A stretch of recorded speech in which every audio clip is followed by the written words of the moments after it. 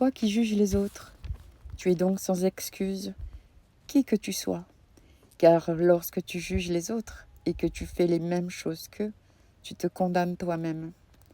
Nous savons que Dieu juge d'une façon conforme à la vérité ceux qui commettent de telles actions. Penses-tu que tu échapperas au jugement de Dieu, toi qui juges ceux qui commettent ces actions, alors que tu agis comme eux? Ou bien méprises-tu la grande bonté de Dieu, sa patience et sa générosité? Ne sais-tu pas que la bonté de Dieu doit t'amener à changer de comportement? Mais tu as un cœur dur, tu n'es pas disposé à changer.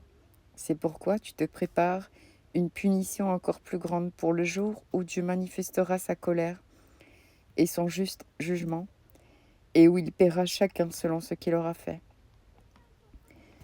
Il donnera la vie éternelle à ceux qui s'appliquent à faire le bien et recherchent ainsi la gloire, l'honneur et la vie immortelle. Mais il montrera sa colère et son indignation à ceux qui se révoltent contre lui, désobéissent à la vérité et se laissent diriger par ce qui est mauvais. La souffrance et l'angoisse frapperont tous ceux qui font le mal. Les Juifs d'abord, mais aussi ceux qui ne sont pas Juifs. Par contre, Dieu accordera la gloire, l'honneur et la paix à tous ceux qui font le bien, aux Juifs d'abord, mais aussi à ceux qui ne sont pas Juifs, car Dieu n'agit pas différemment selon les personnes. Tous ceux qui pêchent sans connaître la loi de Moïse périront sans cette loi, mais tous ceux qui pêchent en connaissant la loi seront jugés au moyen de cette loi. Car les hommes agréables à Dieu ne sont pas ceux qui se contentent d'écouter la loi, mais ceux qui obéissent à ce qu'elle ordonne.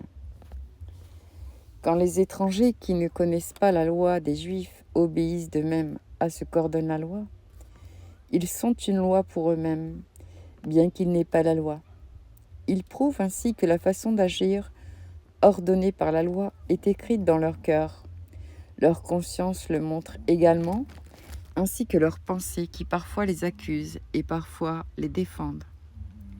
Voilà ce qui paraîtra au jour où Dieu jugera par Jésus-Christ tout ce qui est caché dans la vie des hommes, comme l'affirme la bonne nouvelle que je prêche.